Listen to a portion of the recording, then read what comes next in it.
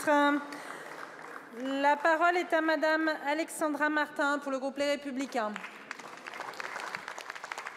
Merci Madame la Présidente. Monsieur le ministre de l'Éducation nationale, oui, le suicide de l'INSEE émeut la France entière et a démontré une fois de plus l'échec de votre politique de prévention contre le harcèlement scolaire et votre manque de considération. Nous pensons à cet instant à l'INSEE et aux 3 autres victimes du harcèlement depuis 2021, Dina, Ambre et Lucas, et à leurs familles. Le harcèlement scolaire est un des nombreux symptômes d'une violence sociale grandissante, notamment chez les plus jeunes.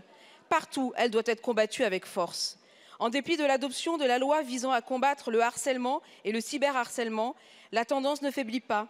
Dans chaque classe, ce sont 3 élèves qui y sont confrontés.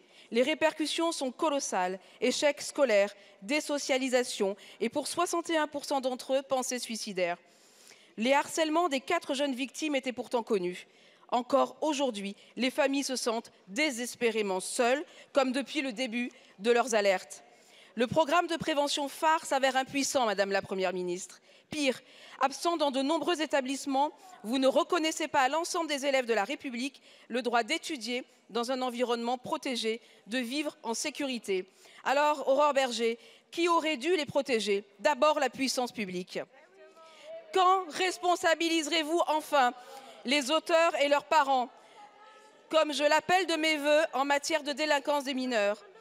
Vous avez annoncé que les mesures d'éloignement du harceleur est une solution de dernier recours. La victime subit alors la double peine.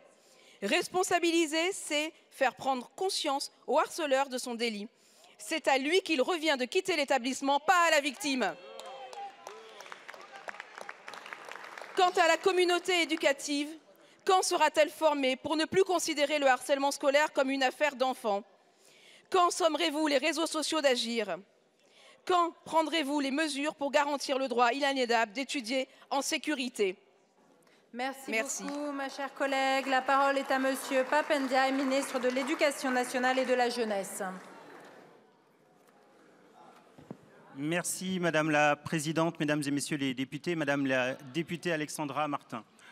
Vous avez raison de souligner que le harcèlement est un drame. C'est un drame pour notre école, c'est un drame pour notre pays et nous devons nous mobiliser pour cela.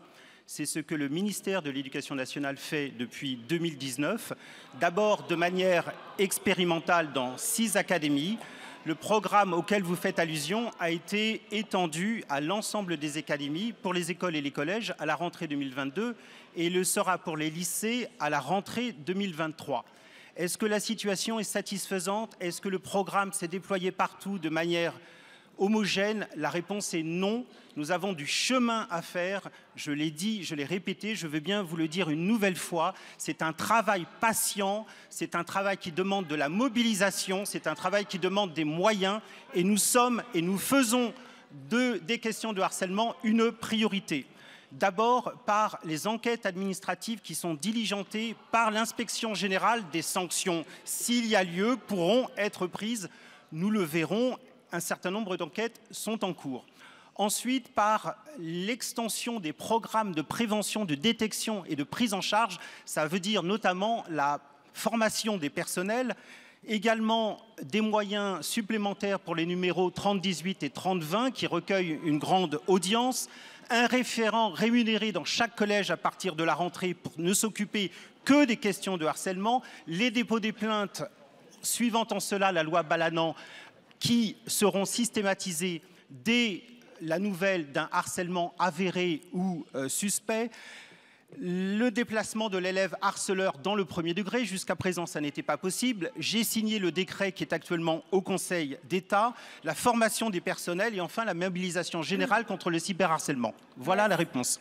Merci beaucoup, Monsieur le ministre.